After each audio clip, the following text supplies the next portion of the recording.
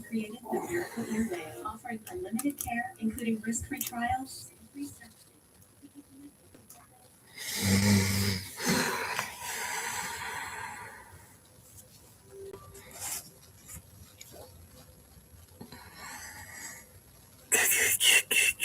Hello, everyone. Happy Monday or Tuesday.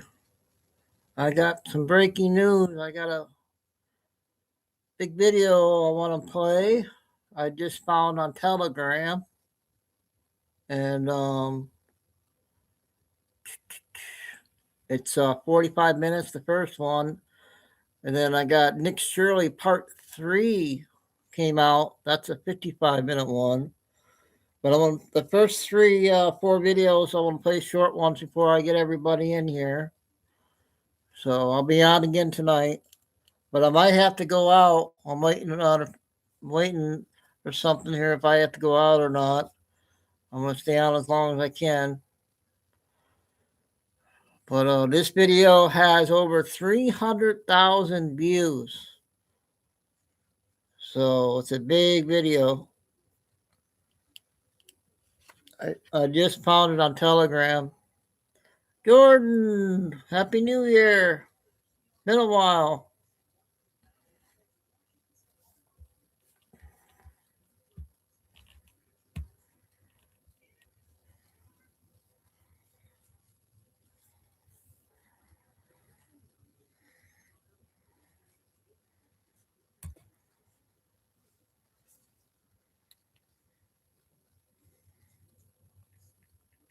Have you ever seen a video that had over 300,000 views, Jordan?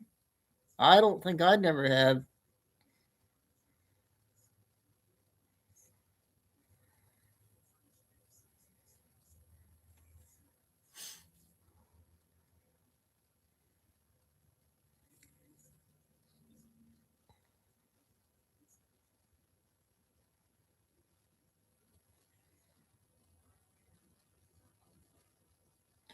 The 14th.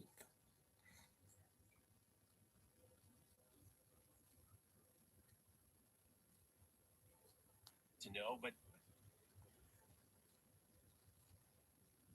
so it's only been about 6 days. So it's a fairly new video. It's not too old.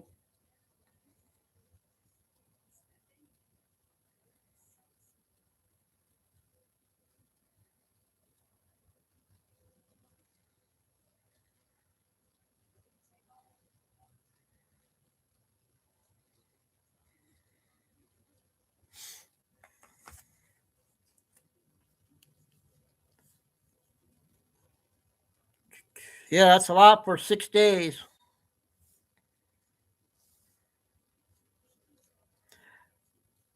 The number you see by your name, YouTube done that. I don't know why they're doing that, but on everybody.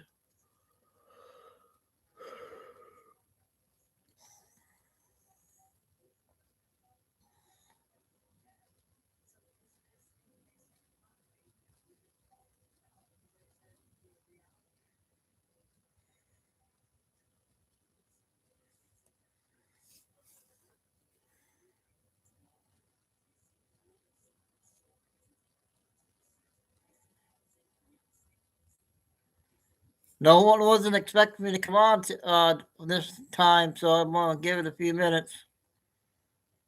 But when I find a good video, I want it to come up if I have time.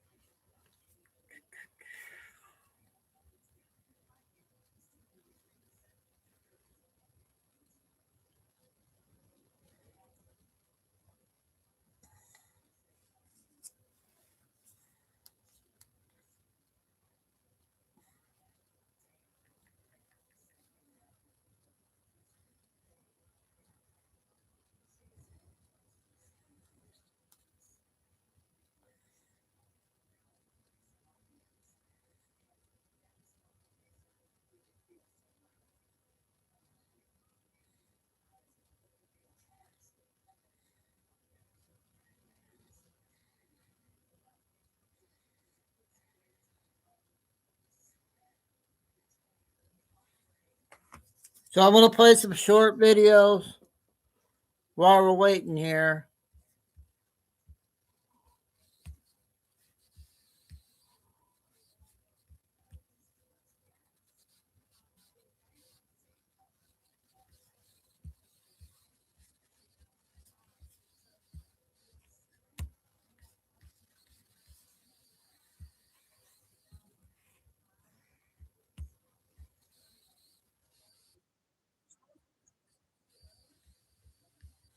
Already on TikTok. Political hand grenade this morning. They posted proof that Ilhan Omar actually married her brother to get into the country. Yeah, that rumor you were supposed to not talk about. Turns out it might have been a little more than a rumor. I've got all the details. Plus, accountability has finally come knocking for a BLM executive director who apparently thought improving lives meant improving her own bank account. And Sean Duffy, he just put New York on blast, while Kristi Noem torched Senate Democrats who tried and spectacularly failed to land a gotcha moment. Make sure you like the video and subscribe to the channel so you don't miss the day's top stories. All right, the White House dropping a stunner this morning, posting what they claim is proof that Ilhan Omar actually married her brother to get into the United States. And just to be clear here, if that's true, that's not just sketchy, it's flat out illegal. Marrying a sibling is a crime in every state, and using that marriage to get immigration benefits would be straight up federal immigration fraud. Serious charges, serious prison time. Tom Homan said days ago that a top fraud investigator was digging into her case, and suddenly the White House produces some evidence. The timing is interesting. We'll see where this goes, because even if part of this holds up, it's a major legal and political earthquake. Now, it's been a brutal 24 hours for Democrats, and calling it rough is honestly a little generous. This next story is one that literally anyone with an ounce of common sense saw coming from a mile away. A federal grand jury indicted Black Lives Matter Oklahoma City director Tashella Dickerson on 25 counts of wire fraud and money laundering. This indictment alleges that the local BLM chapter accepted charitable donations through its affiliates and that she personally spent more than $3 million on things like vacations, clothes, food, even real estate here in Oklahoma City.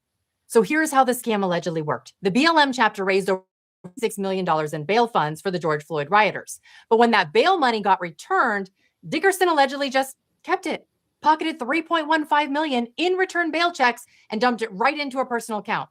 She treated herself basically like she won the progressive activist lottery. I mean, we're talking Jamaica trips, a new car, and 6 new properties. 6, all in her name.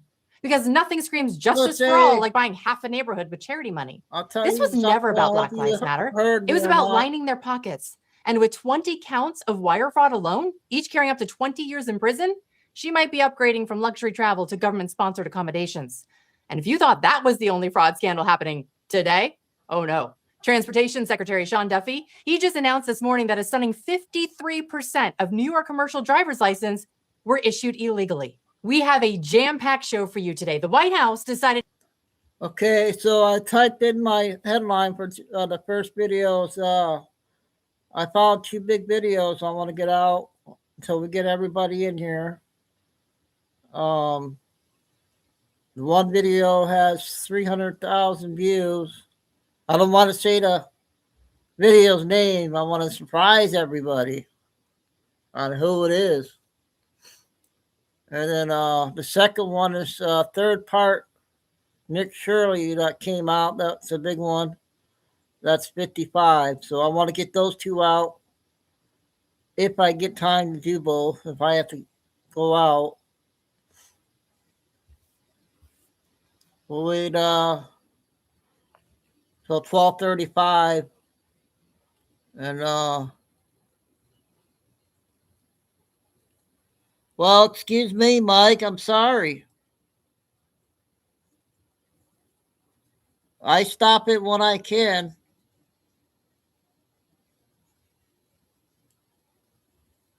So you know how to say hi first? You just say the comment. You didn't even say hi. Is this your first time in chat? Welcome. Please be respectful. That's all I'm asking. Thank you.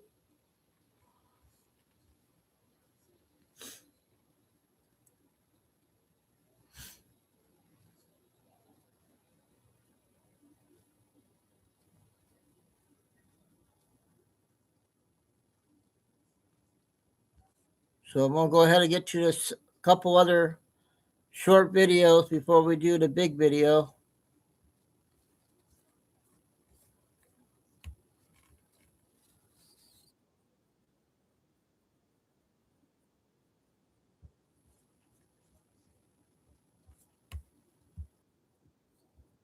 Michigan church leaves 2 dead and several wounded.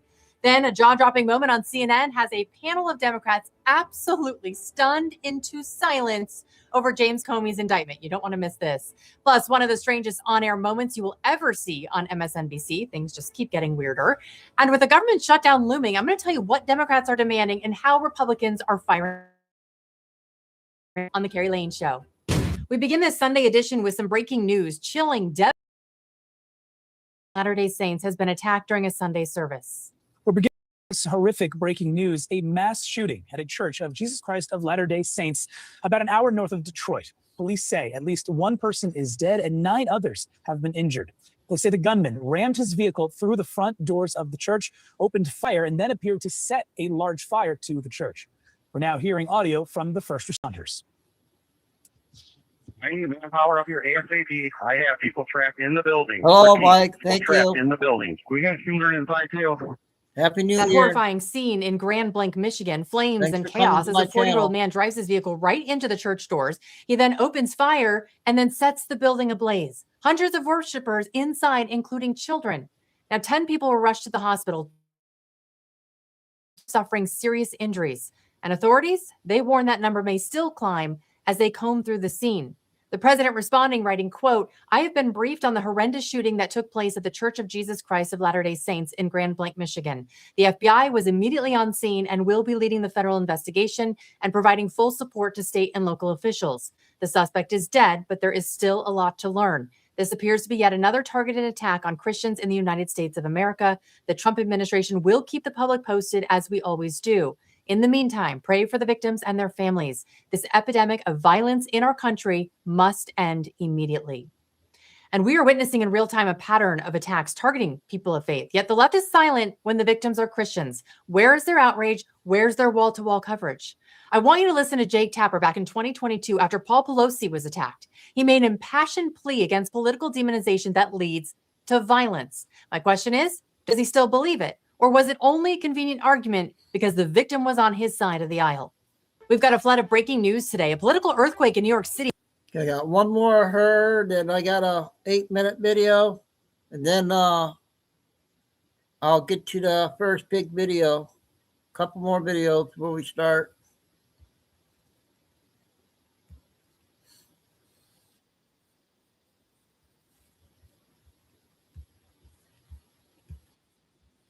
Drop a political hand grenade this morning. They posted proof that Ilhan Omar actually married her brother to the country. Yeah, that rumor you were supposed to not talk about. Turns out Oh, it might have wait. been a little more than a rumor. I've got all the details. Plus, accountability has finally come knocking for a BLM executive director who apparently thought improving lives meant improving her own bank account. And Sean Duffy, he just put New York on blast while Kristi Noem torched Senate Democrats who Oh, tried That's the and same one. spectacularly. Sorry about that.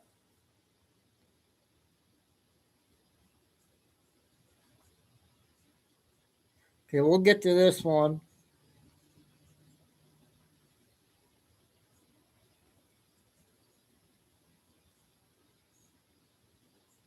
This one's 8 minutes, and then we'll do the big video.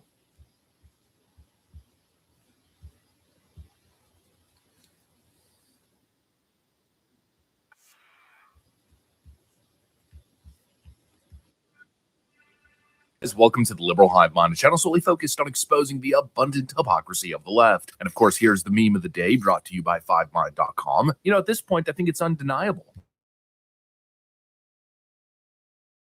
Basic law and order. And at this point, if you All haven't right, come yeah. to that conclusion, anyone I did a pretending couple- that is the case, you're simply lying to yourself. The mayor of Minneapolis, little Jacob Fry here, he basically just said the quiet part out loud. He admitted the silent truth. This guy just went on CNN and addressed the American people and said, if ICE would just leave our state, then we wouldn't be seeing any of this chaos and violence. And of course, the implication there is that ICE is the problem. But I think most people can read between the lines. That sounds sounds a whole lot more like extortion now, doesn't it? He's basically saying stop enforcing the laws that we don't like, or we'll allow the chaos to continue. We'll continue sending our little BLM Antifa foot soldiers to attack federal officers. He's basically threatening the American people. He's threatening the federal government. And, you know, speaking to these Democrats who don't stop invoking the Constitution, Donald Trump is unconstitutional, this and that. Again, it all comes down to the supremacy clause. These Democrat terror enablers are the only ones engaging in unconstitutional action. They're unleashing a violent mob, sowing and enabling chaos as a means to thwart federal supremacy. This freaking guy just said it. I gotta show you this. We got some stuff to get into, so let's roll the tape. All right, folks, let me show you guys exactly what was said. Here's Jacob Fry on Jake Tapper's show. And well, I think I laid out the context in the intro pretty well. Just take a look. If the goal here is to create peace and safety Yeah. and calm,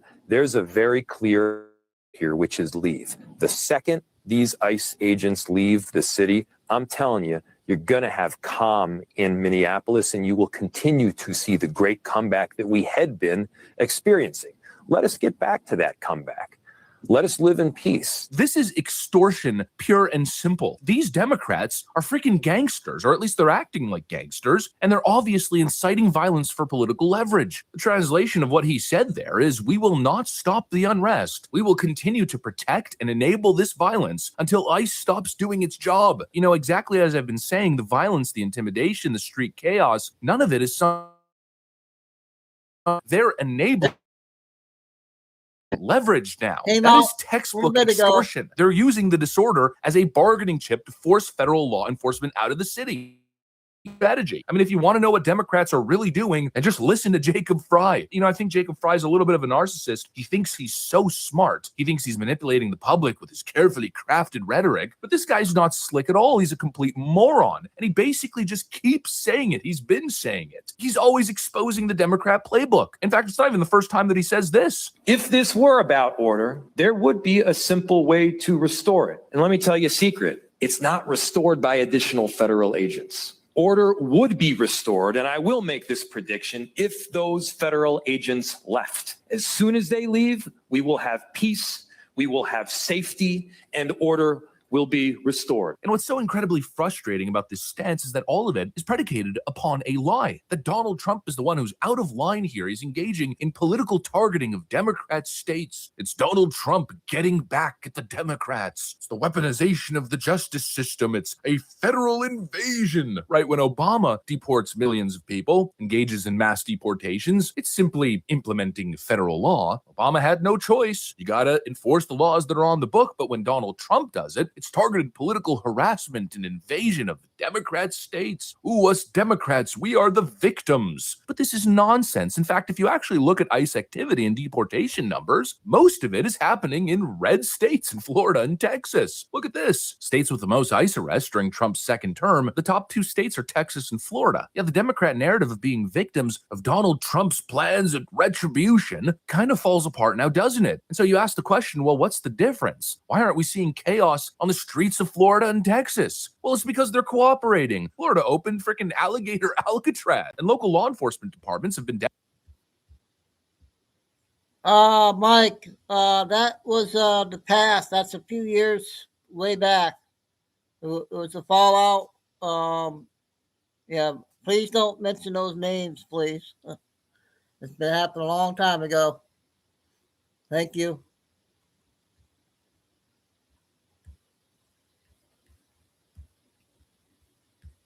deputized in a sense. They're actually coordinating with ICE. They're helping enforce federal law on the ground. And probably most importantly, they're releasing illegal immigrants that are in their jail system to federal custody rather than releasing them on the streets for ICE agents to have to then engage in operations on the streets to hunt down. I mean, come on, this is not complicated stuff. The common denominator here, when it comes to the chaos, when it comes to the violence and the craziness, the terrorism on the streets, the intimidation and psyop gaming, it's the Democrat Party. This is the truth. And that's why Democrats are trying so freaking hard to avoid this issue. I mean, you cannot get a straight answer from these freaking scoundrels on the issue that Tom Homan keeps raising, that they're not cooperating with federal law enforcement and releasing these criminals back on the streets. The position of the administration, first of all, a week ago, as you know, ICE released a list of 19 undocumented immigrants that they said they picked up in Minnesota. They've been convicted of crimes ranging from sexual assault and child abuse to murder. The White House border czar, Tom Homan, said they need to pick up those dangerous individuals. And he said specifically that you can fix this issue today. We're arresting illegal aliens when we're out there looking for criminals. You want less collateral arrest? Then let us in the damn jail. Try and Waltz could fix this today. Let us in the jail so you can arrest a public safety threat and the safety and security of a jail rather than forcing us into the street to find these bad guys. I'm going to take the taken. Hey, in Minneapolis, we're anti-murder. Second most easy position, we're anti-rape. Third most easy position, we're anti-crime. You can't do those things in Minneapolis. And if you do, we investigate them. We prosecute, you charge, you arrest, and you put the people in jail. I mean, what the hell was that? Doesn't that tell you all that you need to know? It's obviously true. And so instead of answering the question, because, well, that would make them quite culpable, that basically would shut down the entire argument, instead he pivots again with this, we're anti-crime. What is wrong with these Democrats? It's unbelievable the way they lie, the way they twist and manipulate. The audience capture on the left is unreal. They know that being anti-Trump always has to come first. They cannot do the right thing. They cannot say the right thing, even if it's obvious, because you have to constantly appeal to the radical left base. This Jacob Fry guy is a freaking freak. And once again, exactly like I've been saying, he's not slick enough to hide the truth. You want to know what's really going on? Just listen to this freaking guy speak, and you see what's really happening. And I think it would be very easy to look at this Jacob Fry guy and simply come to the conclusion that he's an idiot, he's a moron. But it goes well beyond that. This guy is dangerous. He's a very dangerous moron.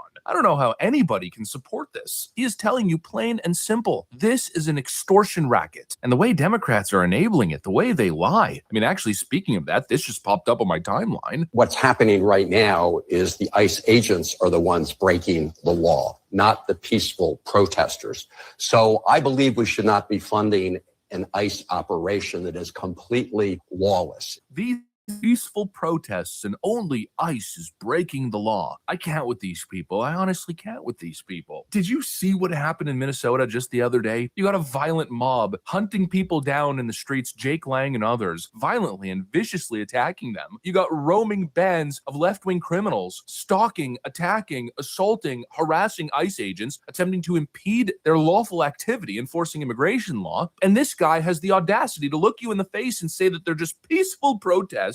And ICE agents who are doing everything by the book, those are the real criminals. It's freaking dystopian. It's disgusting. There is something deeply wrong with these people. I mean, there has to be something wrong with you, I believe, at this point, to be a Democrat, to vote for these people. And that's really what keeps coming to mind after seeing all of this, everything we've witnessed and covered. How can anybody in good faith support this? Anyways, that's what I got. Thanks for watching, and I'll see you. Okay, that was a good one. I found him about a couple of weeks ago. Okay, Carol, sounds good. Hopefully you're better. And your next comment, you're going to have something next to your name. You and Nan got to learn how to be a mod. Okay, so this next video, the reason why I came on, I was waiting until you get everybody here. Hopefully KK's listening. And then the second one is, the first one, big one is 45, and then the second one's 55, Nick Shirley. But I'm not going to say this one coming up here. So here we go.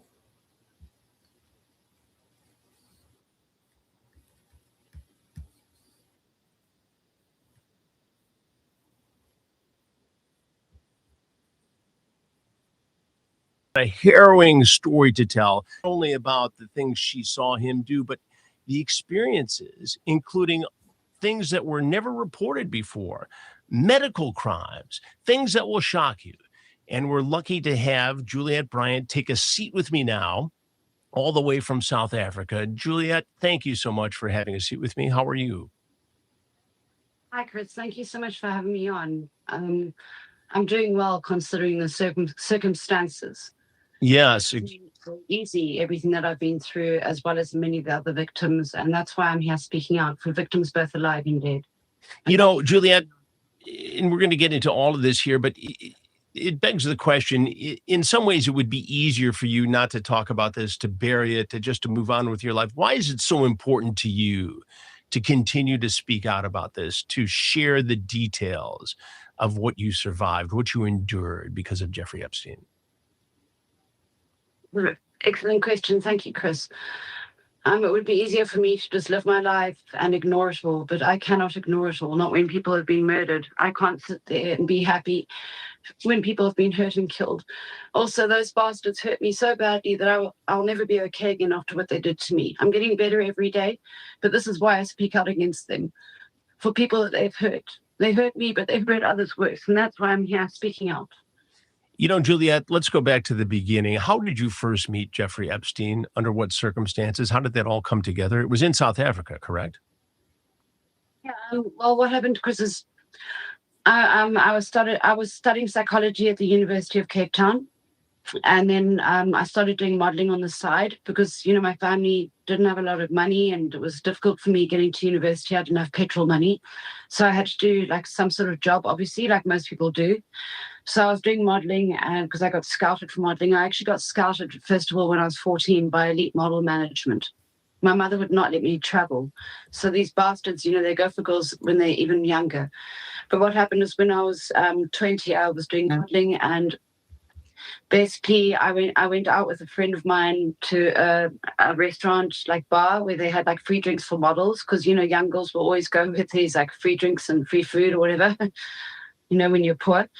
And then what happened is when I was at that place, a girl approached me and she told me that she worked, well, she didn't say she worked with him. She said that her friend, Jeffrey Epstein, who's like the King of America, was here with his best friend, Bill Clinton, and he worked with Leslie Wexner, the owner of Victoria's Secret, and they could really help with my modeling career. She also said that Kevin Spacey and Chris Tucker were here with him.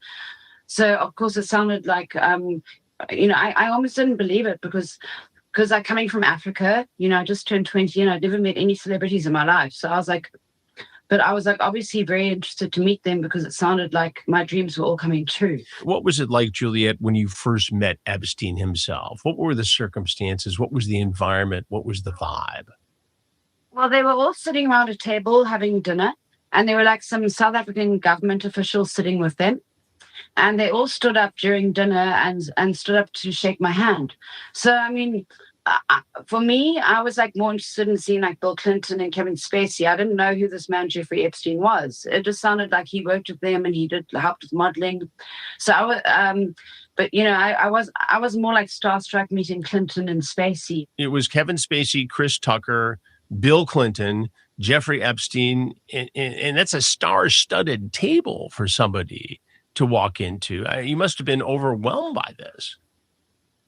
I was so overwhelmed. I was completely starstruck because, like I said, I'd never seen a celebrity in my life, and it just seemed like so legitimate, you know, that these people were all together. And the girl told me that they were scouting models, and it just seemed like the most legitimate opportunity of my life. And I still wonder how I was dumb enough to get on the airplane and go off there. But the thing is, I've realized, you know, these guys are con men.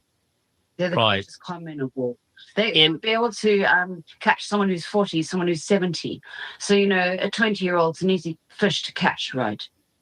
Exactly. And while you were of the age of consent, the grooming process that you were exposed to is the very same grooming process that they used on thousands of women, some of whom were underaged. What was your first dealing with Jeffrey Epstein? You have this dinner, you see all these politicians and comedians and stars, and you get brought into this. What was your first dealing specifically with Epstein himself? Well, you see, when I was taken there, I didn't even sit with him at the table. Like, they just stood up and shook my hand.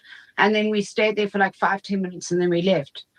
So then what happened is the girl who approached me and scouted me for him, or recruited me. This girl phoned me after that, and she said that Epstein really liked me and wanted to see my modeling portfolio. He thought I would be great for Victoria's Secret. So the next day I was invited to a modeling casting at the hotel where they were staying, in the Cape Grace Hotel. So, but what Naja said is that they're actually doing a speech at the Western Cape Peninsula University, and would I like to come and watch the speech first before the casting? So of course I thought, I said, of course, I wanted to go. So I went to the hotel. I probably arrived there like 9 or 10 a.m. in the morning, and they had these like mini buses outside, and the one bus, Epstein and Clinton and Kevin Spacey, they all got in. And then I was told to get in the bus behind. And then the whole highway was closed off in Cape Town. I've never seen anything like it. Like every ramp where you came to, there would be like police waiting, like on bikes and stuff. Like everything was like so shut down. I've never seen anything like that in my life. And then he gave a speech at the lower income university. And while he was doing it, Kevin Spacey had a handheld device, and he went like this and filmed everyone in the hall, because he was sitting in front of me.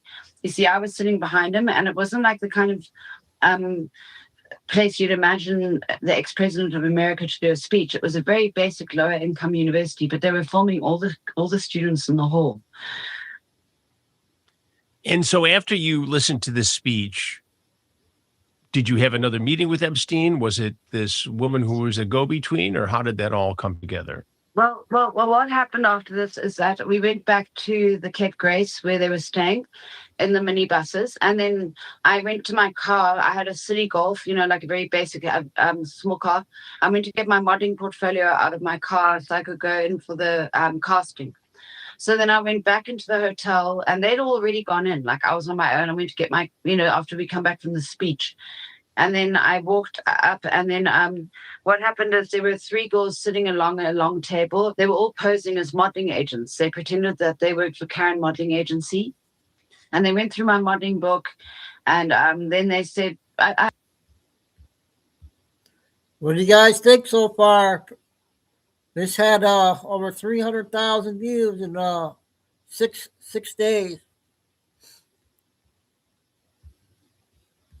And while they were doing the casting, Bill Clinton walked through. Like, say I'm sitting here, he walked through behind me, and he's like, "Hi, everyone." And then he went into an adjoining suite. So it looked like they were sharing the executive suite, the president's suite of the hotel. What happened then is, after these girls looked at my modeling book, they said, "Right, you can go through and see Epstein now."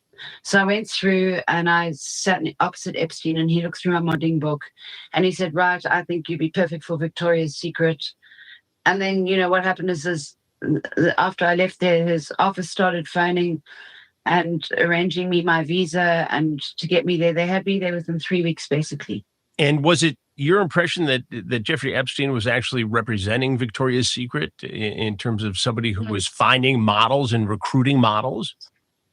Yes. He made it very clear that he worked with Leslie Wexner and that he was looking for models for Victoria's Secret for Leslie Wexner. When you finished that meeting, Juliet, was it your impression that, hey, I've got a real shot here to be a model for Victoria's Secret? This is the big breakthrough that I've been trying to get as a young model. Yeah. It's horrible. Yeah, I really believed it all. I was stupid. But then again, maybe I wasn't stupid. Like a lot of people say, they would have been conned by people like that. Well, you certainly are far from the only one who's fallen for this. I mean, obviously, you see somebody who's with the president, a former president of the United States, who's with high level celebrities, and why would you not believe it if a guy says that he's representing Leslie Wexner of Limited Brands and the owner of Victoria's Secret? I mean, it would seem to me that you'd be all in your rights to say this is a legitimate deal. And he was with Bill Clinton, it just seems so legitimate. It seemed like the most legitimate opportunity of my whole life. Well, they tried to destroy me. And what year would have this been, Juliet? Take your time. It was in 2002. 2002. I met them September 26, 2002. When you came to the United States, where did you go? Did you go to New York? Well, yeah. What happened is there was a man waiting for me with a name on a board. He was like standing there with my name on a board, and it seemed like so legitimate, you know, this name on the board. You know, it just, well, I mean, I just thought like, oh my God, I'm going to be like a celebrity. It was just like, what the hell's going on? You know, I was so excited. And then the driver was driving me, and I kept looking at all the billboards in New York, and I was like thinking, oh my gosh, I'm going to like be able to solve all my family's problems. And anyway, yeah, then they dropped me off at 301 East 66th Street, the modeling apartment. And I was in there for about 5 minutes, and then the phone rang, and it was Sarah Kellen, and she said, pack your things, we're going to the Caribbean. I obviously assumed it was for a modeling shoot or something, you know. She said, pack a small bag. So I had to leave my big bag there and then bring a few small things to go to this island. And you know, I didn't have my phone with me. I didn't have any money, because I asked them before, like I told them I don't have any money, and they said, no, don't worry, we will deduct the money from your modeling jobs. You know, they said I don't need money. So I was basically just completely trapped and stuck. And then what happened is the driver came back and he drove me to Teterboro Airport. And then Epstein was sitting on the front of the plane, and he like patted the chair like this next to him. And then I went and sat there. And then as soon as the airplane took off, he started touching me in between my legs forcibly. And then I realized these people were going to try to kill me. I immediately knew that if I didn't do what they want, they're going to kill me. I knew it. I felt it. What made you think that they would kill you, Juliet, if you didn't do what they wanted? Just the power? It was just, I felt it strongly. It was just that I'd gone there for this modeling opportunity, and suddenly I was being whisked away by these very rich, dangerous, powerful people. I mean, obviously at the time I didn't know how dangerous they were, but I just got a very strong feeling. I realized I'd been lied to, basically, because the thing is, I thought I was going to New York to stay in a modeling apartment, and I was being sent for castings. And then suddenly when I got taken off on the airplane, he was touching me between my legs. I suddenly realized, oh my God, my family are never going to see me again. I felt so terrible. I don't even want to talk about it. Sorry. We totally understand, Juliet. They left my name on that fucking flight log. Sorry, I'm sorry. They left my name on that flight log, so if I gone missing, no one would have known what had happened to me. Right. So I Juliet. whatever they wanted. Juliet, this was Epstein's private plane, was it? Yeah. Okay. And you flew down to his island? Yeah. In the American Virgin Islands? Yeah. So then I knew I had to do whatever they wanted, otherwise they would have killed me. It was pretty obvious. Especially since my name was left off that flight log. So they never even put you on that flight log? No. My name was on the other flight logs. That one they left my name off. So if I'd gone missing, no one would have known what had happened to me. And did this sexual assault continue throughout the flight? I'm so sorry. Sometimes I get so stressed. I'm so sorry. Go ahead. You can't get arrested for smoking, right? No. You're fine. Did this sexual assault by Epstein continue for the rest of the flight? And was there anybody else on the plane? The girls who posed as modeling agents. And when he started touching me, they just laughed at me. They just laughed. So they thought this was a big joke, that this was just a playtime for Epstein. And they thought it was very funny. I'm so sorry to cry like this. It's all right. We understand. And the flight presumably was 3 to 4 hours, and you get down there after being assaulted, touched by Epstein. What happens when you actually get to the island, Juliet? Well, they showed me the room I was meant to stay at. Where the I mean, first of all, you had to be freaked out by the time you got there that, you know, you thought you were getting involved in this legitimate modeling opportunity. Suddenly you're whisked away to go to the island. I'm sure you thought it was for a shoot at that time. And then you get, minutes, you guys. treated minutes. this way, assaulted by Epstein. And now you're on this island with no communication, no cell phone. Did you even have a passport at this point? They had my passport. They had all my things like that. They said they had to have it for the flight. But the thing is, when we flew anywhere, no one ever checked anything on the plane. They never checked any passports. They never checked anything. None of the cargo, nothing was checked. We never went through any passport control on those planes. Basically, you'd land and 2 cars would arrive and everything would be put on and you'd leave. Nothing was ever checked.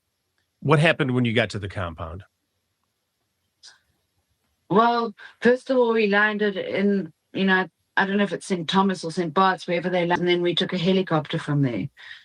You know, I was just like, firstly, I hadn't slept on this flight from South Africa, you know, the 20-hour flight from South Africa. I was so excited, thinking all my dreams are coming true. So I was absolutely exhausted. I'd also never even left South Africa. I'd never, ever traveled without my mum. You know, I'd never been anywhere out of the country. So I was just completely freaked out. And when we arrived there, they basically showed me the room I was going to be staying in, the chalet. And then that's when they started calling me to Epstein's room. After that, you know, what happened is then the next day, like another girl was boarded. And then the girl started giving him a blowjob in front of me during he was watching a movie, and I got so scared and I ran away. Basically, it was just very, very frightening and horrible. You know, it was a very, very frightening place to be trapped as a young girl. And you were sexually assaulted by Epstein? Yeah, many times. You know, I kept getting called to his room. A lot of weird stuff with all of that too. You know. Well, I'm sorry you had to endure that. I mean,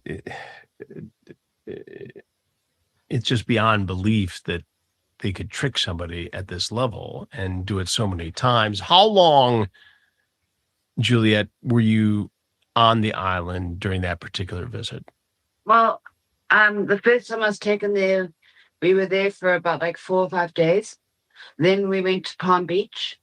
Because the thing is, they never used to tell anyone before they were like leaving. You know, they never used to like tell us the night before they were going somewhere else. They'd like basically like half an hour before they'd be like, pack your things, we're going. And then we wouldn't know where we were going. Because they obviously didn't want anyone knowing. Yeah, we went to Palm Beach. And then after that, in Palm Beach, I was taken to his office and he told me he worked with the CIA. He told me.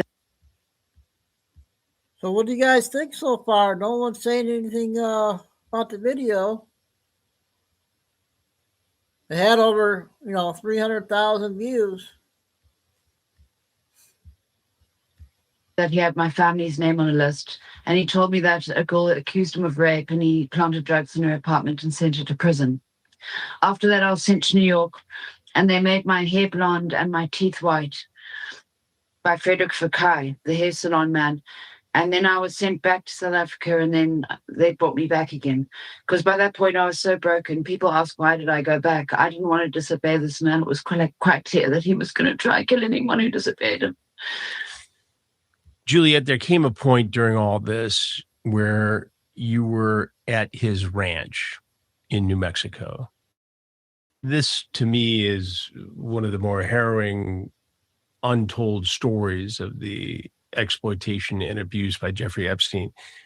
Explain to me what happened down there in terms of these experiments or medical crimes that he had committed against you.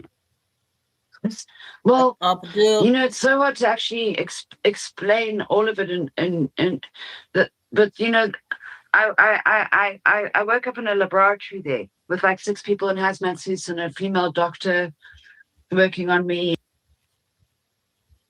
And to add, you know how Bill said that he never was there? Now, this lady's real. How could they stop, what the Clintons and everything, saying that they weren't there? Yeah, and this is at just so people know, this is at Epstein's ranch in New Mexico. Yeah, Epstein's ranch in New Mexico. And why were you brought there? Why did they tell you were? What did they tell you in terms of why you were going there? Nothing. I was never told anything. Just we're going to the ranch in New Mexico and you're coming along. And yeah, I mean, I can't really explain it all very clearly because I don't really know more of what they were doing, but I do know what happened to me. 15 minutes and I got Nick Shirley's video. Why did you think you were going to New Mexico? What did you think was going to happen there when you flew there from South Africa? I actually don't even know. I mean, the thing is, Epstein had such a hold on me and so many other people. It's almost like he was running a bit of a cult, and he would find people and like sort of try to control them. And the thing is, like, no one disobeyed Epstein. Like disobeying them would have been a very bad idea. You know, look at the Maxwells, you know, and all those families. They're very, very dangerous. You know, being around Epstein it was like a mouse being around a snake, like a mouse with a puff adder or a cobra.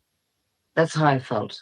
And did you think at the time when you were in New Mexico that there was still a chance that you could score a modeling job out of this? I don't even know by that point. Like, honest, you know,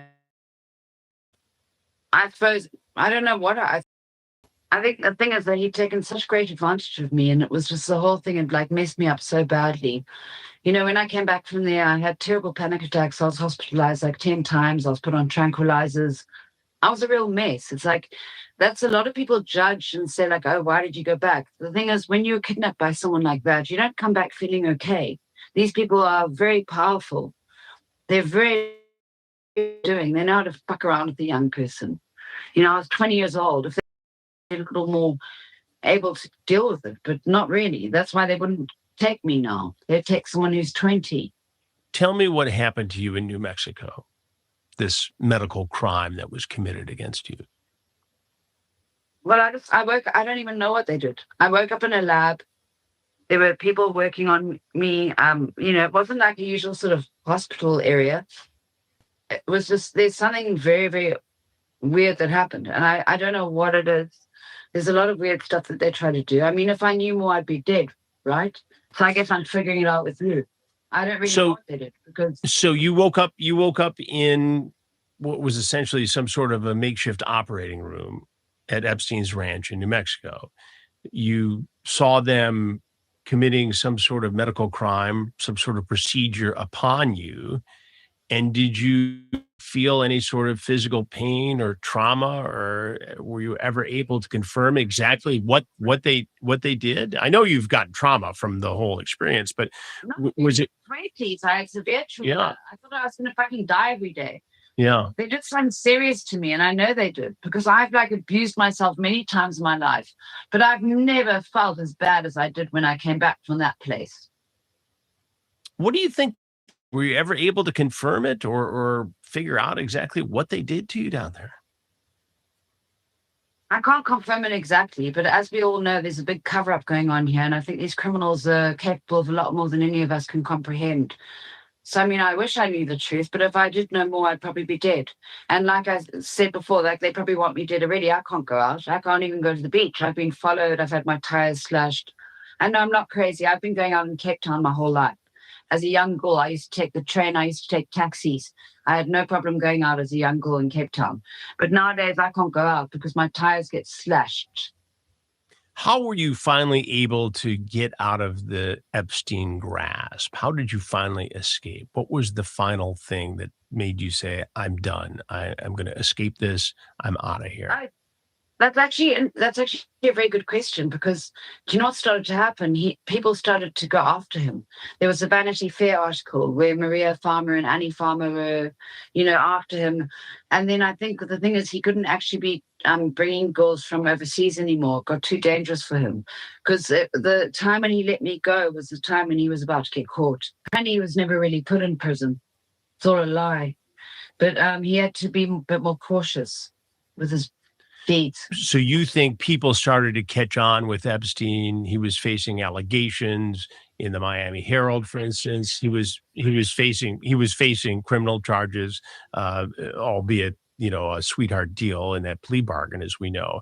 But you think he backed off of trying to bring you in anymore because it was an international situation and he was under a bit of a microscope at the time? It's also not just that. He also said very clearly that women over the age of 22 are no longer attractive. He just said that girls were no longer after 22. So the thing is, he did try to get me to stay there. He offered me $4,000 a month to stay.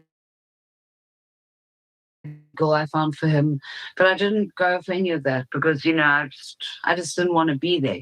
I wanted to be at home with my mom and my animals and my family. Are you in touch with some of the other survivors today? Do you keep in touch? I speak to Annie Farmer a lot. She's an amazing woman. Annie and Maria. Maria's also been through a lot. I speak to them.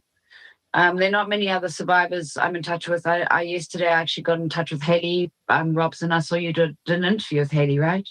Sure, absolutely.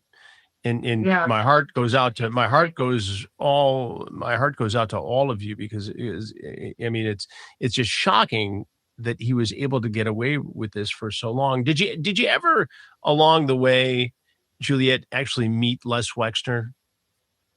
No, I didn't. Does it shock you that a guy like Epstein, a college dropout, was able to con all these people along the way to a massive fortune that allowed him to conduct this sort of human trafficking on such a large scale? I mean, it's amazing to me and to a lot of other people that he was able to pull this off. And it raises questions about what he had on Les Wexner. Now, Wexner's denied any wrongdoing. He's not been charged with any crimes. But along the way, the recent reporting on this indicates that in spite of 17 Wexner's minutes. advisors saying, stay away from Epstein, he's a bad guy, he stayed loyal to him and actually, continued to invest money and give Epstein money that allowed him to be a major player in these very wealthy circles. I mean, how does a guy get away with this like that?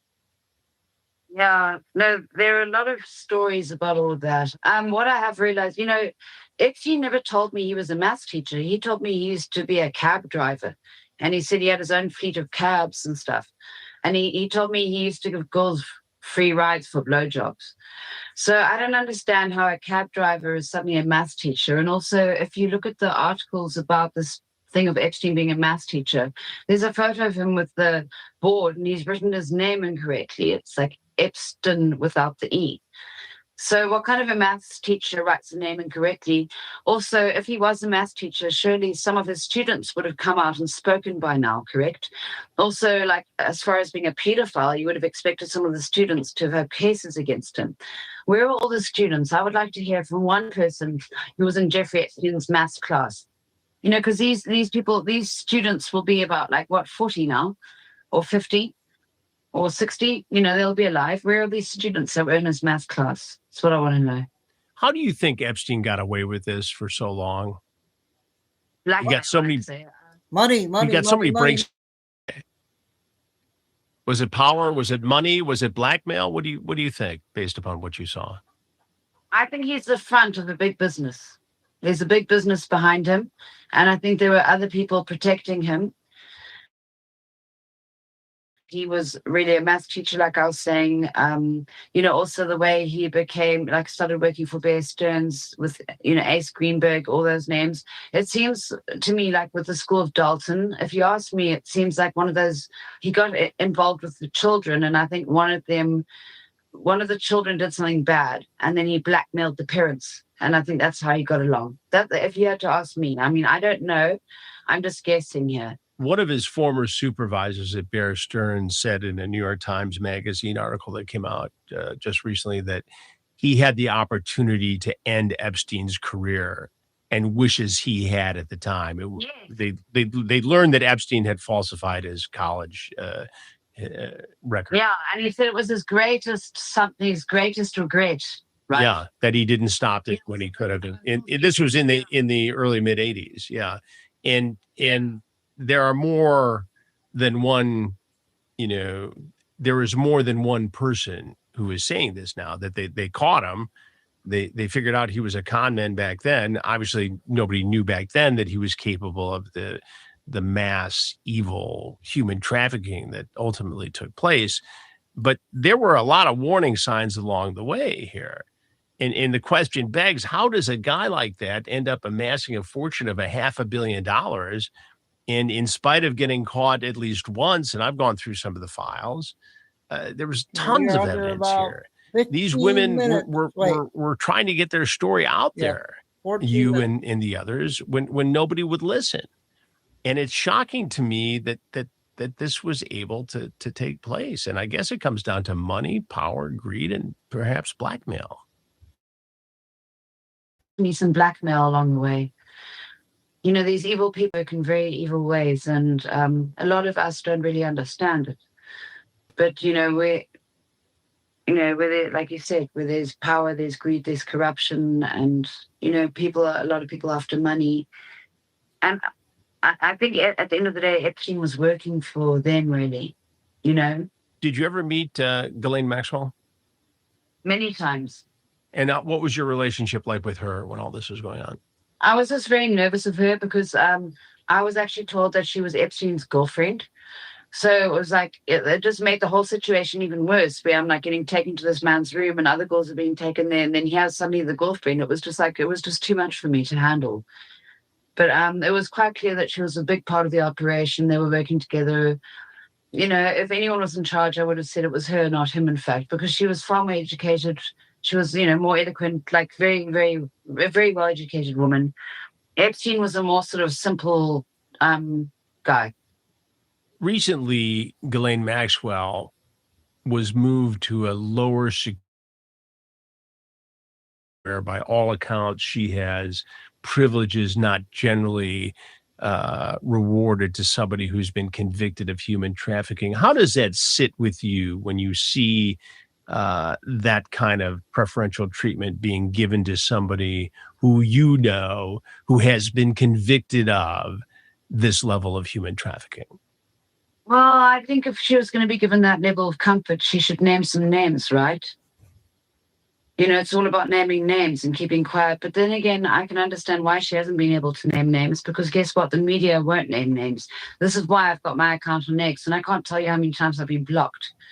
You know, that's why a lot of the other victims can't name names. They can't speak because they don't have any following on X. They don't, you know, a lot of people, you know, I used to have an e-commerce business, so I have a bit of knowledge of algorithms and things. A lot of these girls don't understand how to actually get their stories out there, and they're also very frightened. They live in America. You know, if I was in America, I'd be a lot more scared. But basically, like, a lot of people can't really speak out. Like, even with Maxwell, how can she speak out if the news is going to block it all? You know, how is she going to speak out if the news won't put it there? Even though her family used to own the media, right? So I'm sure she could make a plan. But anyway, if the news won't put it there, then how do you get it there? And that's why I also speak out, because, you know, coming from a place like Africa, what about all the other people who get murdered and abused and raped, and they can't even speak out? If an Epstein victim can't speak out on the news, then how can anyone speak out on the fucking news? Sorry to swear.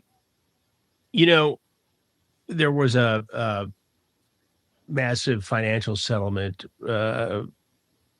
from the Epstein estate to many of the victims.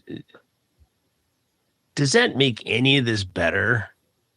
Does that provide any sense of justice in your mind? 11 minutes.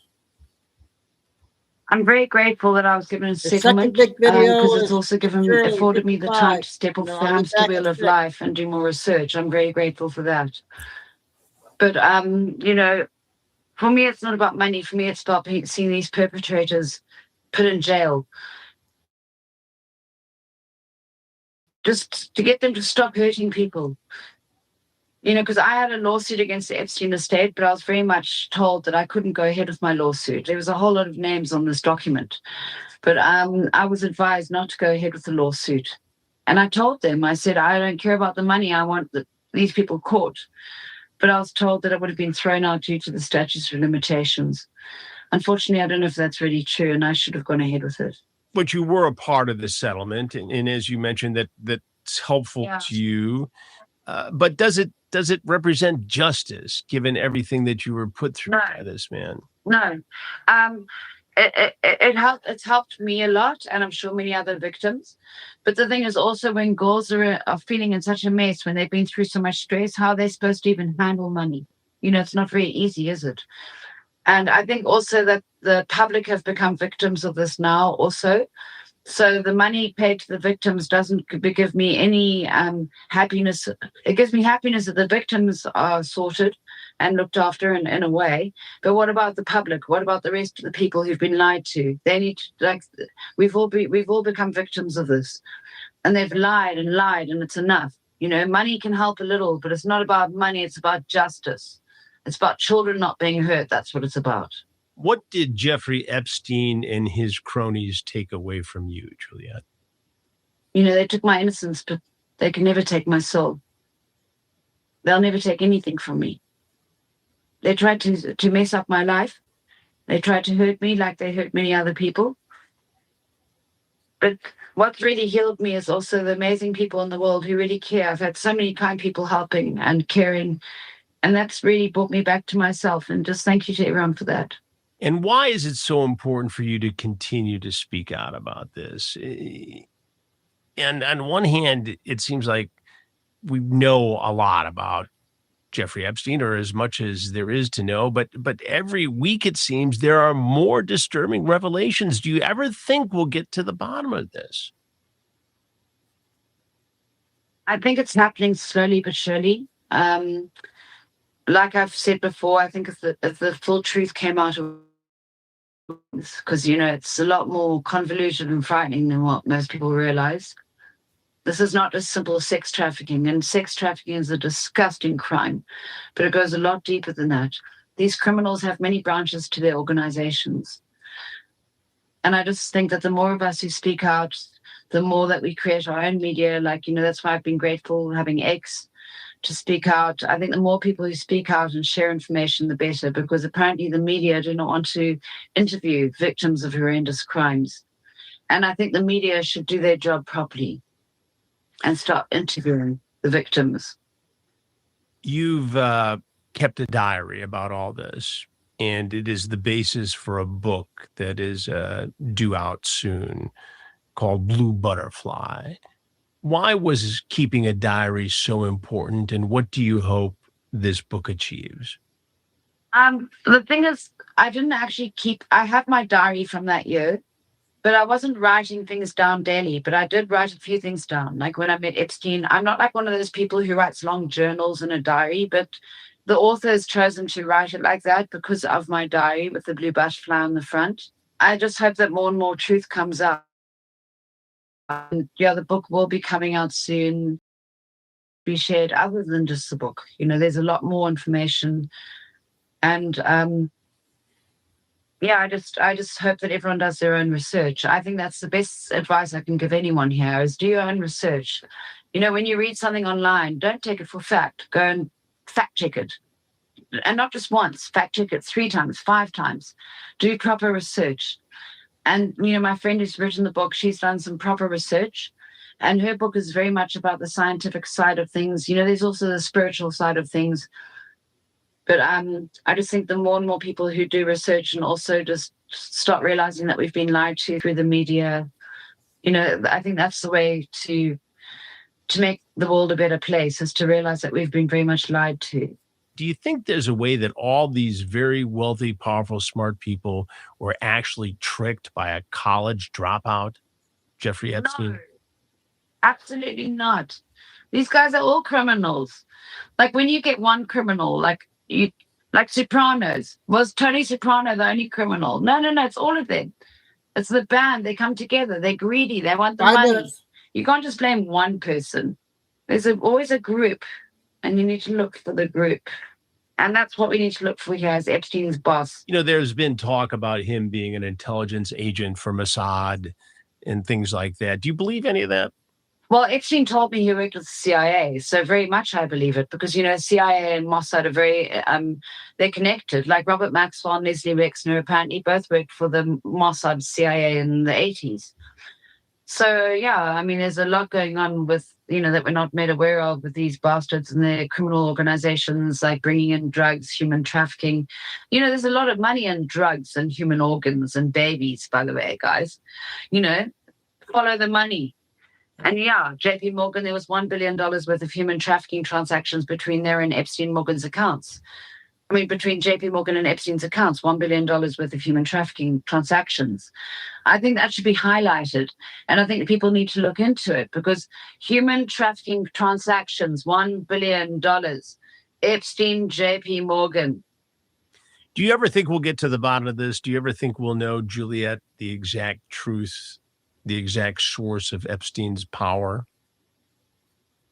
I think it's starting to come out more and more, but I think the problem is the more and more it comes out, the more and more they try to hurt humanity, like with COVID and things like that.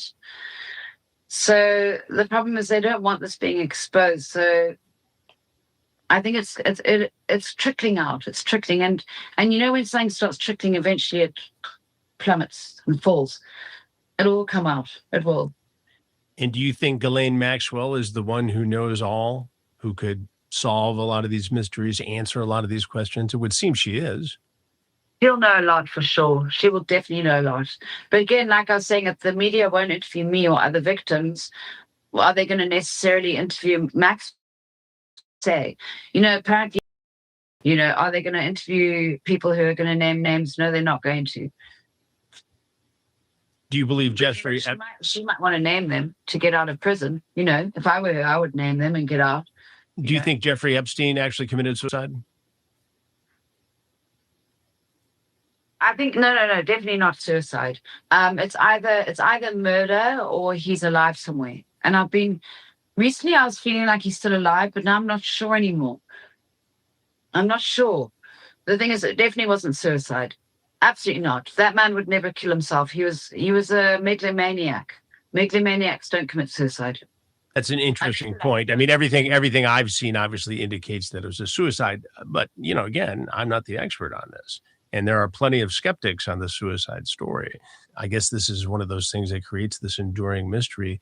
Juliet, there's so much to this case, and we've taken a pretty good crack at it here. But is there anything else, for this conversation at least, that you want people to know about what happened to you and about the Jeffrey Epstein conspiracy? Thanks so much, Chris. Well, I think you've done an amazing job of covering pretty much everything. And if you ever wanted to follow up, I'm always willing to come on. If any of the guests have questions, please send them to Chris. But I think most importantly, the thing is that more victims need to speak out here, because a lot of the victims are frightened to speak out. A lot of them are not able to. A lot of people have had to sign agreements giving away their freedom of speech. But there's certain ways you can speak out, and I just think the more people who speak out, the better. Because if we don't speak out, then who will? And it's not just about the victims, it's about the public as well. It's about everyone right now, because it's really hurt people's minds. It's hurt people's heads. It's been such a horrible lie, everything that's been going on. And I think the more people who speak out, the better. And the more pieces of the puzzle that come together, the better. And thank you, Chris, for helping to put the pieces of the puzzle Well, thank together. you, Juliet Bryan, for having a seat with me. I appreciate it. You take care of yourself over there in South Africa, and we will stay in touch, I promise, okay? Perfect. Thank you so much, Chris. Juliet Bryant. Wow. So I hope everybody was okay with that. I thought that was an important one to get out. Now, the second big video is Nick Shirley, part 3. And then that's going to be it till tonight. It's 55 minutes. So that was a big video there.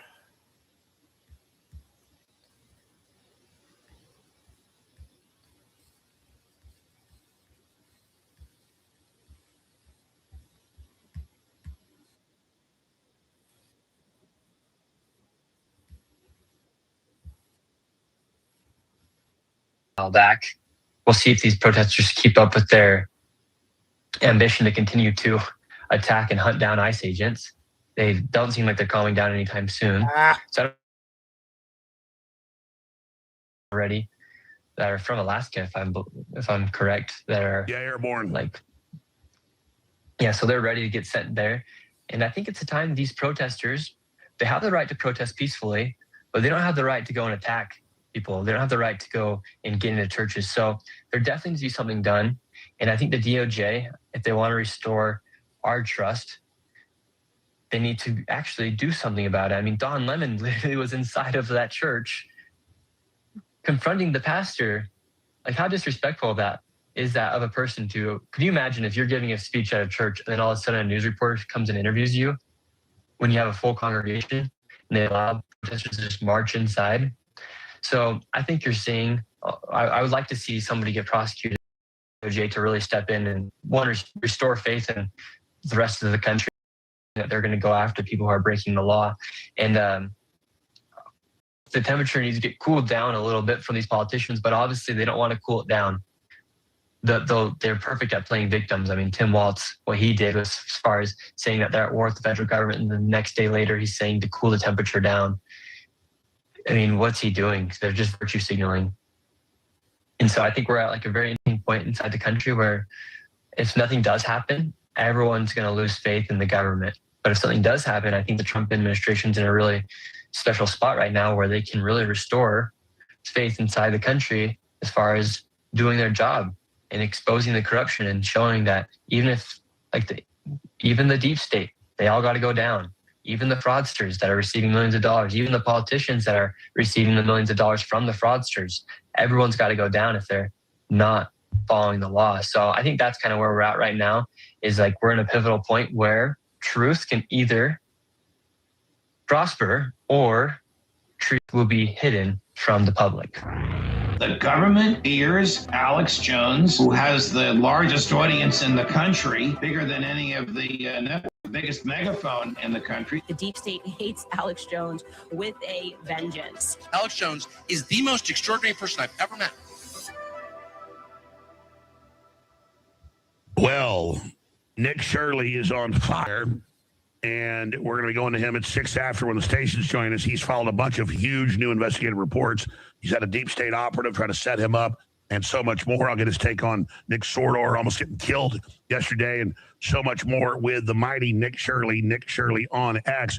This is a 51-minute must-watch report, one of his latest that dropped. Here's just the first 5 minutes or so of this segment where they just discovered massive new fraud. Here it is.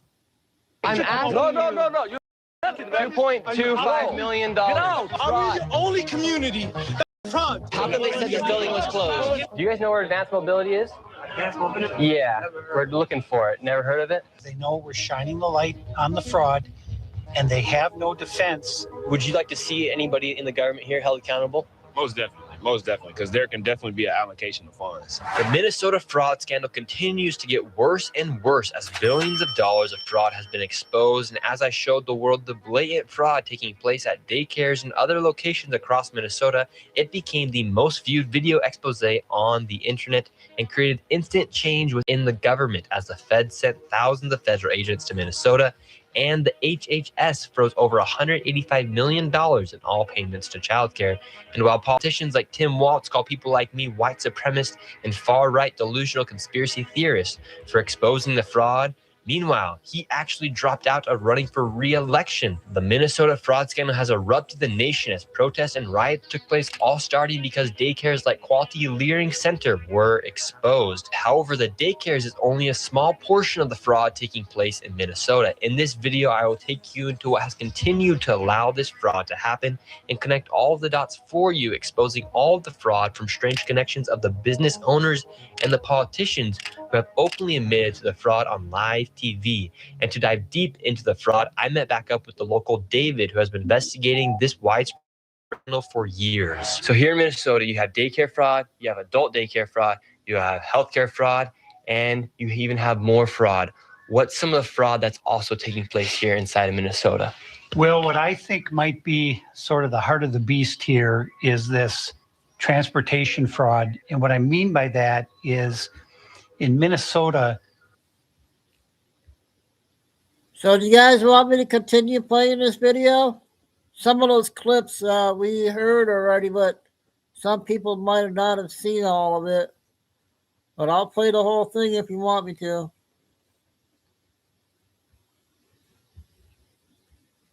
We have something called non-emergency medical transportation, NEMT. My research has shown that there are about 1,020 such companies in Minnesota, and more than 90% of them are Somali-owned. And so right here on the table, what do we have? All this information right here. So I have a number of companies that are local here in the Twin Cities, and this is just a fraction of the companies that are out there. What I found was that the national average for a non-emergency medical transportation company is 20 vehicles per company. A lot of these companies, their address is an apartment, some are in a house, some are in a convenience store, some of them in a vacant building. There's no signage. There's nobody there. And so why would there be such a need for all these transportation companies here inside of Minnesota? So if you think of this transportation as the hub of the wheel, so childcare is a spoke, adult daycare is a spoke, autism is a spoke, the interpreter services, which we can get into, that's another spoke. It all ties back to transportation. Why? Because those meals someone had to deliver those meals. Someone has to deliver the kid to autism, or say they did. So it all revolves around the transportation. And so when you're looking at this, you say, okay, well, let's just be conservative. Let's go on the low side. Let's say there are only 800 Somali-owned non-emergency medical transportation companies in Minnesota. Well, again, the average is 20 vehicles per company. So that's 800 times 20. And the way these NEMT companies are paid is if they bring someone to a doctor's appointment, whatever the case might be, or Costco or wherever wherever they're going. Because remember, it's not emergency medical transportation. Well, we went to Costco because they have. All right, back in 60 seconds. Nick Shirley with massive news straight ahead. Share that live feed. Well, as I've said a lot here on air, I don't follow trends. I set them. I gotta smell them. And back when Nick Shirley blew the internet wide open and triggered this giant new citizen journalist phenomenon, I called it first the day it came out. I said, this is how you do it. This is incredible. This is going to spur so many other people to boots on the ground, go do this. And now it's happened. And then them sending in the escalation of the Soros operatives, trained to go get in the face of ICE. The Democrats telling Axios, telling MSNBC, we want to get women killed. They're bringing babies to these things, trying to get them hurt. She holds like Islamic suicide bombers, basically. And now all the carnage and attacks and just Nick Sordor almost getting drugged to death yesterday, being robbed by Somalis. I mean, this is insane. Well, Nick Shirley's not just been in Minnesota and other cities around the country and filing huge viral reports. He's also been to Greenland and talked to folks there to see what they're saying and so much more. Nick Shirley on X, that's with 2 Y's at the end. Nick Shirley with 2 Y's. You can also follow him on YouTube. Absolute must watch. Nick, you got a lot of clips here and, a lot to go over. Obviously, people should go watch your full reports, the new ones you just filed. But, man, I know they're death threatening you. I know they tried to claim it was all not true. Now they've been proven to be liars with the Leering centers. So maybe just give us a 35,000-foot view on what it's like on this roller coaster, where you see it going, and the Insurrection Act and what they're doing, and so desperate to hide the fraud that we know goes right to the top of the Democratic Party. Great to have you. What you're seeing right now is a lot of deflection from the people inside Minnesota to try and distract from the fraud. Right now, you're seeing people literally be attacked on the streets who are documenting the protests that are happening. Nick Sordor literally got dragged trying to get his camera back by a person.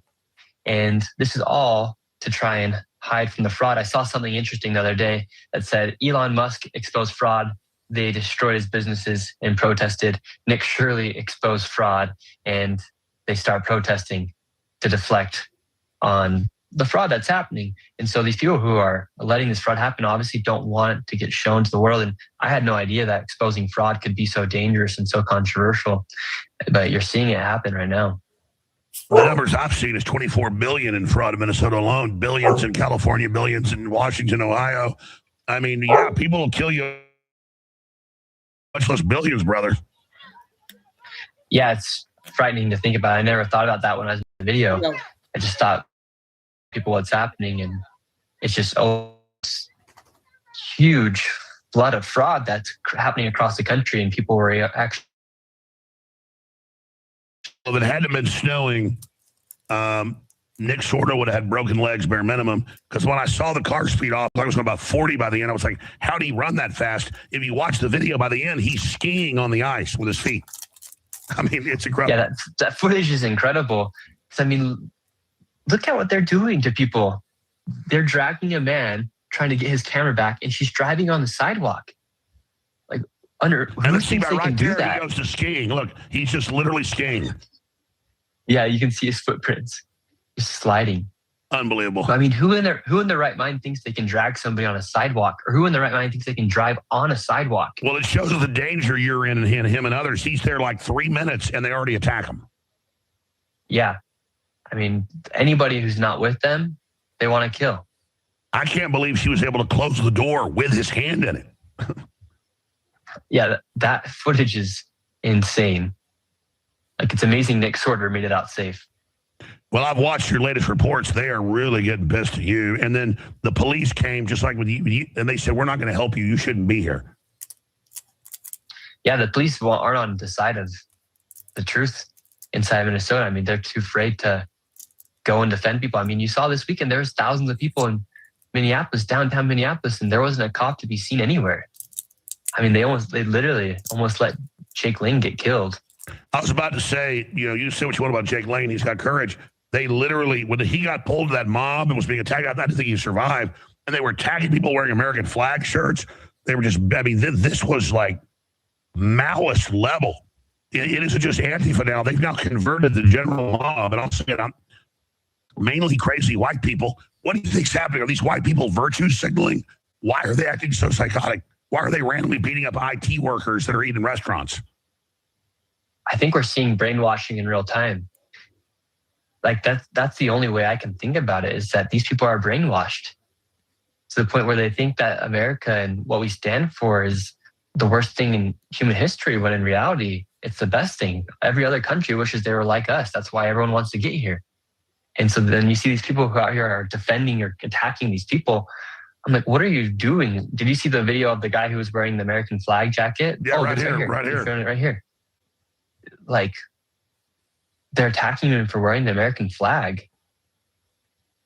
Did you see where they went into restaurants and beat up IT workers because they thought they were ICE? I did see that footage this morning. And why aren't these people being arrested? Like, shouldn't there be mass arrest for? Well, let's be clear, Nick. Declaring the Insurrection Act is not overriding the Constitution. It's enforcing it. When local governments will not enforce the law and protect the people, it is the president's duty to do it. Not his right. It is his duty. And I'm starting to get a little pissed off here. What do you think the president should do? Yeah, I think he should do it as well.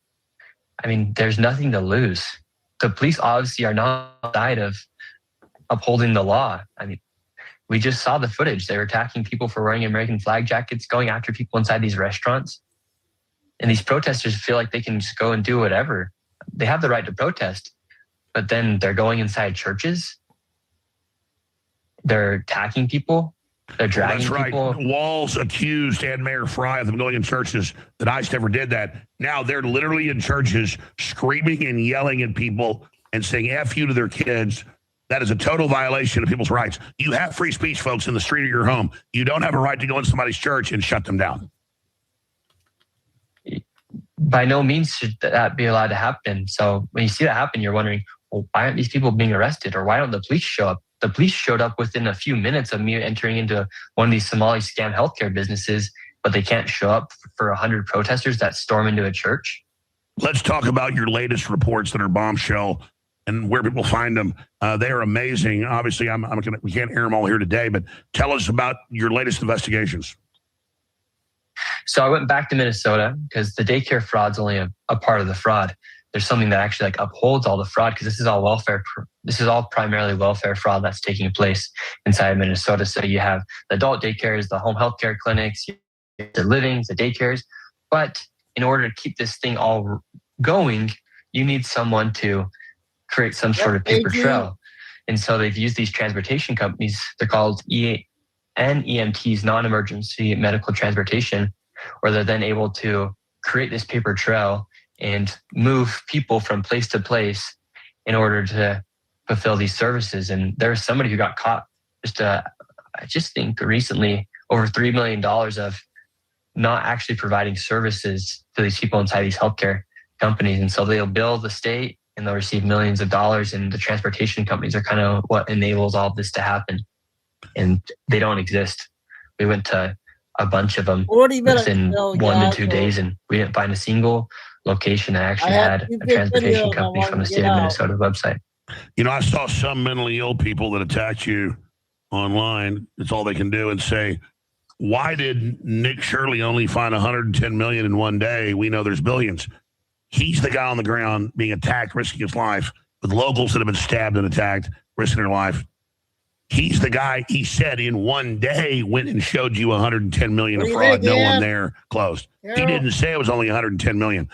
There's these weird armchair quarterbacks that, like, their religion is sitting back saying how the man in the arena can do better. I don't mean to get into it, but I guess in your latest investigations, you found comparable fraud each day going out, which then leads to this is open and shut. These places are closed, blacked out. There's nothing there. You see monthly payments going. They have all these luxury cars just sitting there. You have this home health care stuff. You have the medical delivery vehicles where there's just parking lots full of brand new cars. The Somalis aren't even driving them.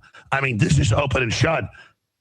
Don't we? I mean, how long should we wait for the Justice Department to take action here? I think we're all getting frustrated. I'm getting frustrated too. Because whether it's $1 million in fraud, 100 million, 9 billion, there needs to be action that's taking place. Like, fraud is fraud at the end of the day. So how come the government's not there fraud or be able to prosecute these people when they've known it's been happening for years? But I don't know if you saw this. I saw it a lot without looking. It was just everywhere. Oh, why did Nick Shirley only find 110 million in one day? It's like they're little armchair quarterbacks bitching that you didn't find. You went in and showed where the fraud was as a spot check, which was the way for everybody else to go out and do it. But it just shows this weird spectator culture that even a lot of so-called conservatives just want to bitch about what other people are doing. Yeah, and I like the words that you're saying, bitch, because that's literally what they're doing.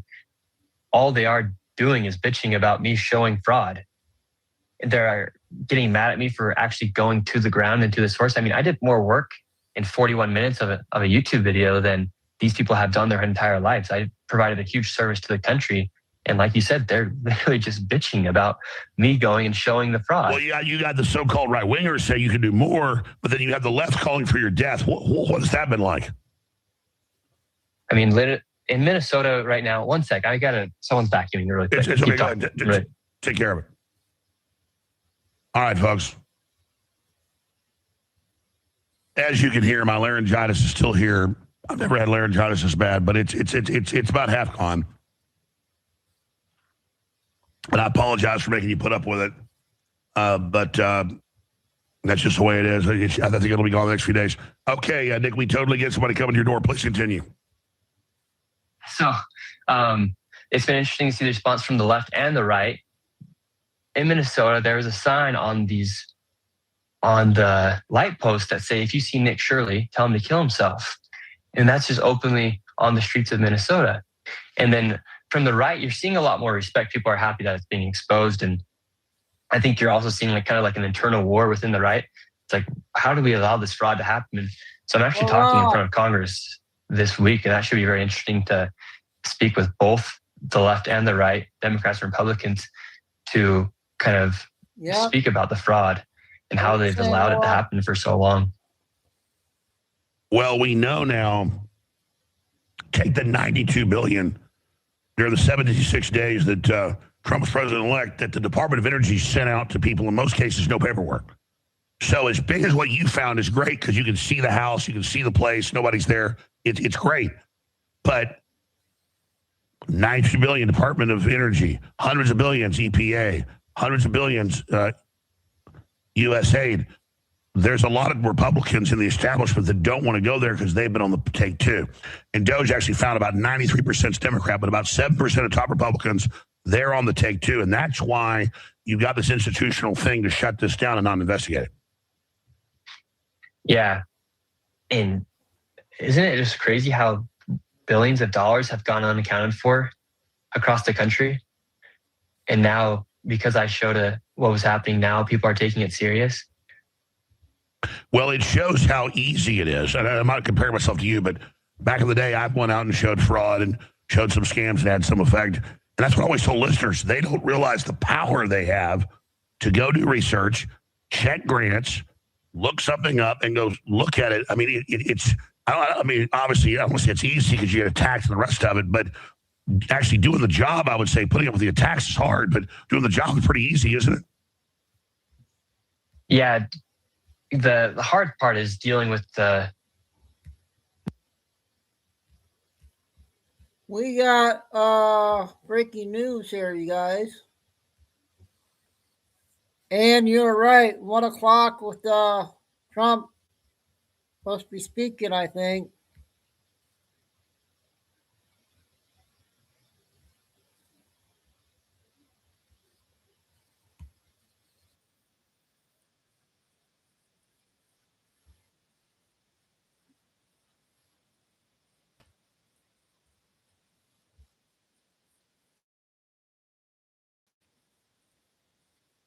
Nicki Minaj.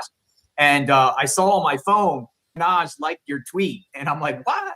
Nicki Minaj liked my tweet. And I clicked on it. I clicked on her profile. I'm like, holy smokes, 25 million views. She liked the tweet. And I did a screenshot and made my own tweet and said Nicki Minaj. But I thought that was pretty crazy. See how much more we can get.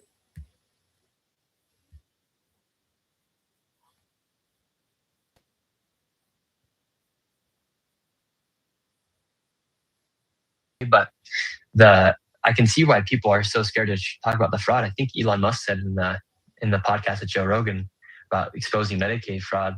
Like that's something that almost he didn't even want to touch. Well, that's right, and that's the next shoe to drop. So you've exposed.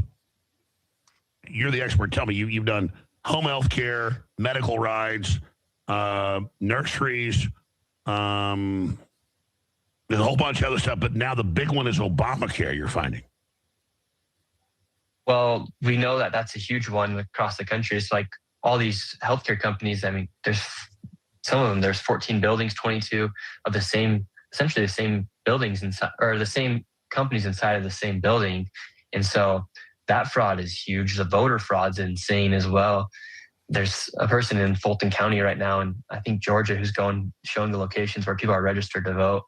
And so I hope this kind of like incentivizes and gets the government to the point where they decide to go in and clean up stuff and say, maybe we need to take a pause before we advance or sign anything else. Let's go through and eliminate all of the fraud and all of the waste, whether it be voter fraud or money being spent in locations where it's not needed. Well, I was and about let's to also say, stop. Sorry, go ahead. Oh, and then let's also stop giving so much welfare to people that aren't even American citizens. And then you've got the insane arrogance of the Somalis. And again, those aren't even Somalis, folks. Those are the ruling tribe that ran. No, but the arrogance of these people is insane. Yeah, I mean, did you listen to what Ilhan Omar said about the U.S. goddamn states? Yes. Saying this would never happen to we never thought this would happen to our people. She's serving the United States. She's not serving Somalians, but obviously she is. Like she's virtue signaling exactly what she's there to do. I agree. We'll play that clip in a moment, but I want to just make this point. The court of public opinion is as important as the criminal courts. And so I don't see with what you've done, and again, you did a great job. You hit it perfectly at the right time. And I've been following your work for years. But this is a shot heard around the world. I don't see how, even if the DOJ doesn't prosecute now, in the court of public opinion, people are going to remove these governors. They're going to remove these legislators. They're going to remove these mayors. This is so powerful as more people do it, as you do it, as they try to intimidate you and more people stand up. I mean, you can feel the pressing through, pushing through. One way or another, this is coming to an end. Yeah, I'm excited to see that the majority of the population is in support of what I'm doing. You see these small groups that are attacking people like Nick Sorter or attacking people like Jake Lang. That's maybe 1% to 2% of the population, because most people have common sense. But that 1% to 2% is extremely loud. They're extremely violent, and they're willing to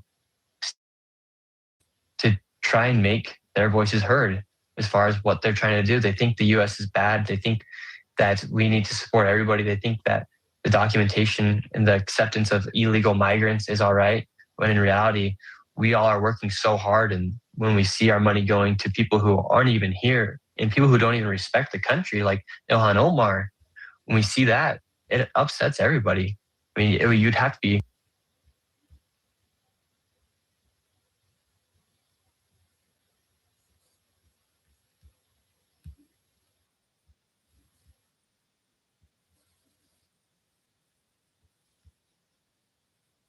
Okay. We have a book that I'm not all page after page after page, individual things. I could stand here and read it for a week and we wouldn't be finished. But we've done more than any other administration has done by far in terms of military, in terms of ending wars, in terms of completing wars. Nobody's really seen very much like it. I think it's appropriate that because Minnesota is so much in the fray, and I say to my people all the time, and they're so busy doing other things, they don't say it like they should. They're apprehending murderers and drug dealers and a lot of bad people. And these are just some of the more recent ones that we have. And I can show you some of the people. Vicious, many of them murderers. These are all out of Minnesota, just Minnesota. I say, why don't you talk about that more? Because people don't know. Do you want to live with these people? International murder. These are people that are living, they're apprehended and either put in jails in their country from where they came, or the countries respect us, and so they actually put them there. In the old days, they didn't respect our country. Biden wouldn't do this because he let them all in. You know, if you didn't have open border policies of Biden, none of this, all of the things all of the time that we spend talking about Minnesota and everything else, most of them are coming from out of the country.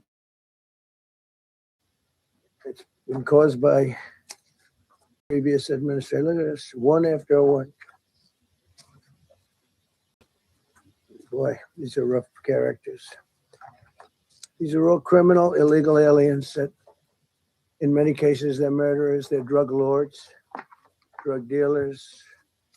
They're the mentally insane. There's some of them who are brutal killers. They're mentally insane. They're killers, but they're insane. These are just in Minnesota, California. I'm going to go to Biddy's It's video. worse Biddy's on. in other. Hang on.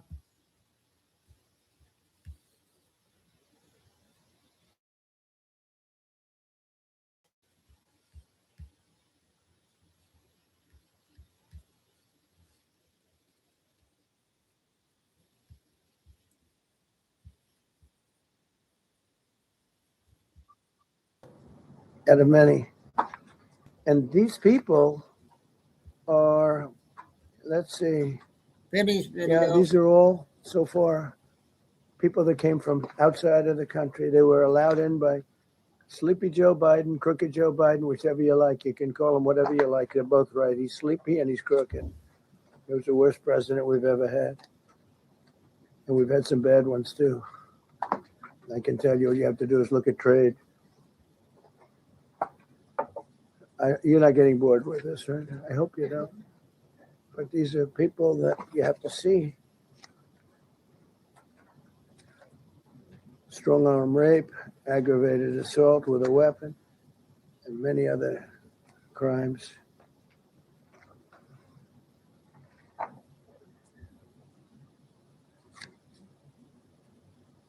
Gang member, known as one of the toughest people around.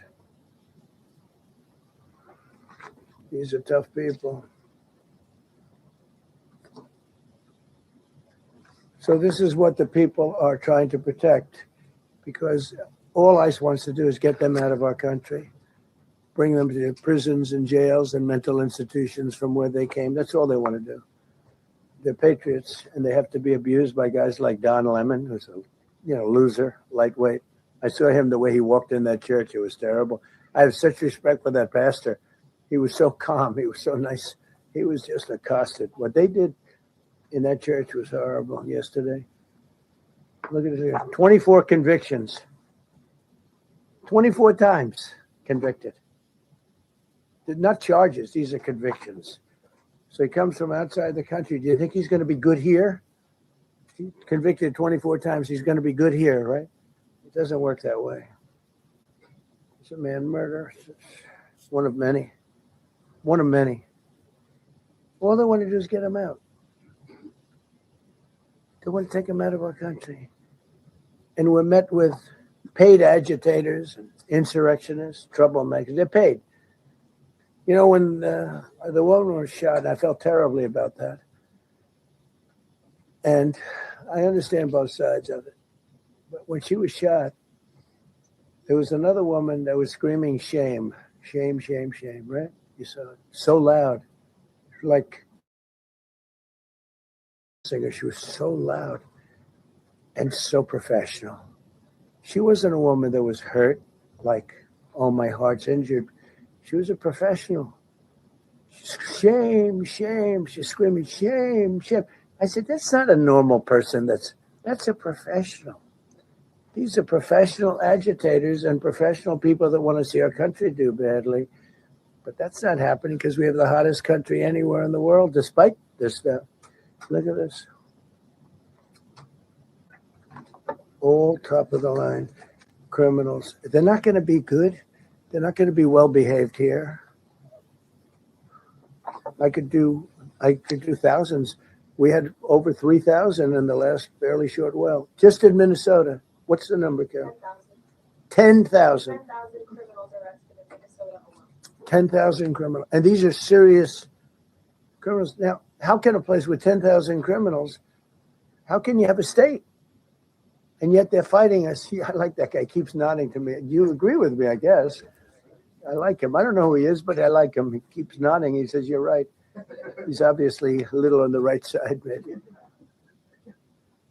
Look. These are rough ones. So this, we just took this off a stack. We have many stacks like this. Like I could go 30 times what I'm showing you now.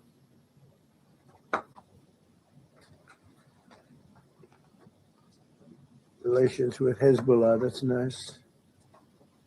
Why do we allow them in our country? I'm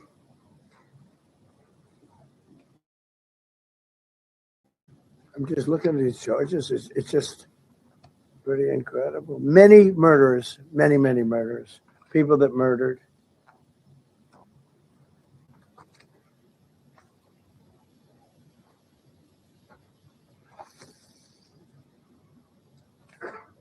So what ICE does, and Border Patrol is incredible too. I mean, Paul Perez and that group is incredible. Mostly Hispanic, by the way. They're like 60% Hispanic. You know, they talk about Hispanic. They're mostly Hispanic, right? And they're unbelievable people. And then they say, oh, we discriminate against. I love Hispanic. They are unbelievable. Entrepreneurial. They have everything. I did great. I did the highest. Nobody ever got numbers like I got from the standpoint of being a Republican. But even if you look at Texas, I won the entire border along Texas, between Texas and Mexico. It never happened before. Nobody's ever done that before. I did it as a Republican. I did it. I love the Hispanic. And they accuse us of all sorts of things. 60% of the people we're talking about, they're the best people we have, and they're Hispanic. The Border Patrol is largely Hispanic. ICE is largely Hispanic. They're unbelievable people. I don't know how they can take the abuse. They're taking rough people like this, like all of them. We have 10,000 at least. I could have only did like 100. And this is murderers. They have some people we can't use their picture for legal reasons, murder in their own country. And we jeopardize their case. When we send them back, and we coordinate with other countries. A tremendous amount of work. All allowed in here by an open border policy of the worst president in the history of our country. A man that didn't win the election, by the way, got a rigged election. Everybody knows that now. And by the way, numbers are coming out that show it even more plainly. We caught him. So I just want you to know that it's a terrible thing. Here's the book on accomplishments. And this is something, I'm glad my finger wasn't in that sucker. That could have done some damage, but you know what? I wouldn't have shown the pain. I would have gone back. What, did you hear that? That That was nasty. But I would not have shown the pain. I would have acted like nothing happened as my. That was a nasty. I think somebody did that. I think it was him. It was my man. How were you? You didn't do it. I know you did. I know you didn't.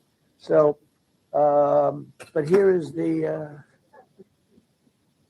book. These are all things we have. I'm going to read a few of the samples, but look at this. These are all, each line is something that we did. Nobody did that before. And it's big stuff too. Look, we have the hottest country in the world. So I will read you a few. We ended Biden's stagflation. We were in stagflation. That's a disaster. That's far worse than inflation. As you know, he had the biggest inflation in the history of our country. They say 48 years. Pick your choice. But they had the biggest inflation in the history of our country. We have it right.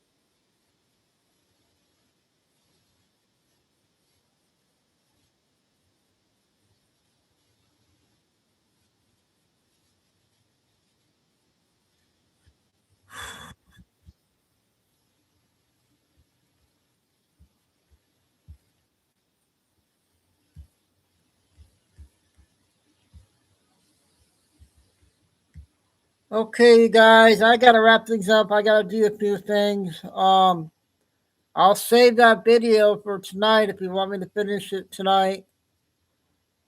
So I got out that big video there. So yeah, I'll be back at 6:00. And so we'll see you in a few hours. Have a good afternoon until tonight. Us, remember, please like, sub to the backup channels, and stay safe, stay strong, keep the faith. And signing off, Chico Dude. Yeah, Papa 2, I just had it on. But I have to go do something. I'll be back at 6. Signing off, Chico Dude, and never give up. We'll see you back at 6, you guys.